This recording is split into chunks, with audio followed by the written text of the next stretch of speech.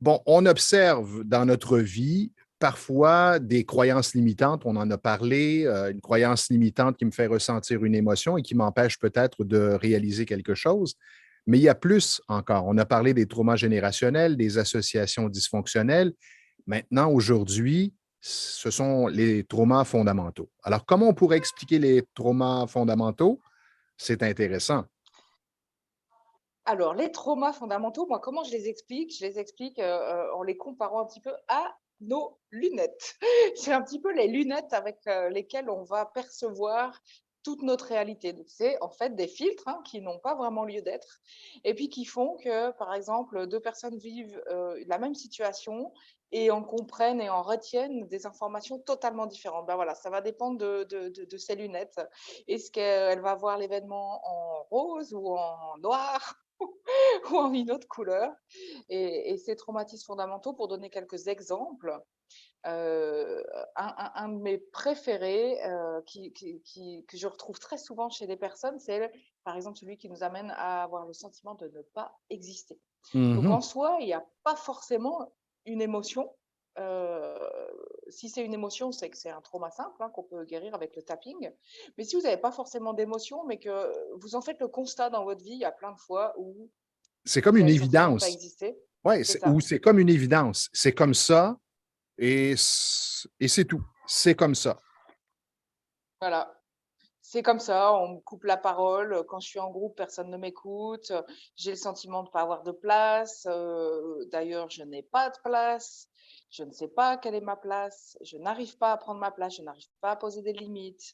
Et on empiète sur mon territoire. Donc voilà, tout ça, c'est l'exemple en lien avec le je n'existe pas, par exemple. Témoignage personnel, lors de ma formation, parce que évidemment, on expérimente entre collègues, j'ai travaillé pour ma part sur je ne suis pas intéressant Hmm. parce que j'observais dans ma réalité personnelle que c'est comme si les gens s'intéressaient très peu ou m'écoutaient très peu lorsque je racontais des trucs personnels. Mais il n'y avait pas Hmm. d'émotion. C'était comme un fait. Je ne suis pas intéressant, c'est tout. Ouais, alors on pourrait donner d'autres exemples. Bah, personnellement, un qui m'a beaucoup, beaucoup marqué, c'est je suis mauvaise. Alors, j'ai eu OK. du mal à le trouver parce que c'est pas quelque chose que je me disais comme ça consciemment, bien sûr. Au contraire, je faisais tout pour être une bonne personne, pour être parfaite, pour ne jamais surtout ressentir ce qui se passe quand je me sens mauvaise. Mais en fait, j'avais aussi une tendance à tout le temps vraiment me limiter, me faire toute petite parce que j'avais l'impression que si je prenais ma place, que j'allais bouffer tout le monde en fait. J'avais l'impression que j'allais écraser les autres et surtout c'était ça, je voulais pas être ça.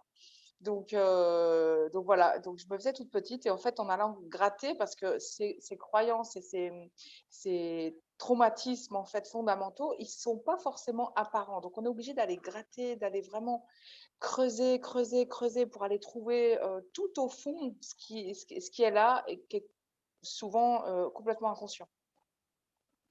Alors, ça pourrait être intéressant encore là que vous preniez un recul pour observer dans votre vie, est-ce qu'il y a quelque chose qui est comme une évidence, mais qui est aussi en soi une limite, une conclusion, une paire de lunettes pour utiliser Mm. la belle image que Céline utilisait en début de séance. Et encore là, le processus est vraiment efficace. C'est un processus qu'on ne peut pas partager comme ça publiquement sur notre Mm. groupe, mais qu'on peut faire individuellement, que Céline peut vous accompagner à régler individuellement si vous en sentez le besoin.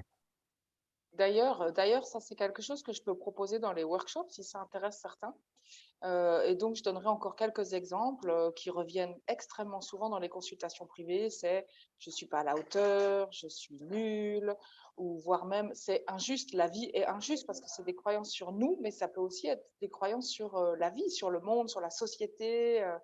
Et c'est un changement énorme en fait. Parce que ce que je voudrais encore rajouter, c'est que ces traumatismes fondamentaux, en fait, c'est comme si c'était une grappe de traumatismes biographiques. Ça veut dire qu'il y a des dizaines, et voire parfois même une centaine de traumatismes biographiques accrochés les uns aux autres. Et c'est pour ça que ça donne cette perception, cette croyance de nous qui semble figée et pas forcément en lien avec des émotions.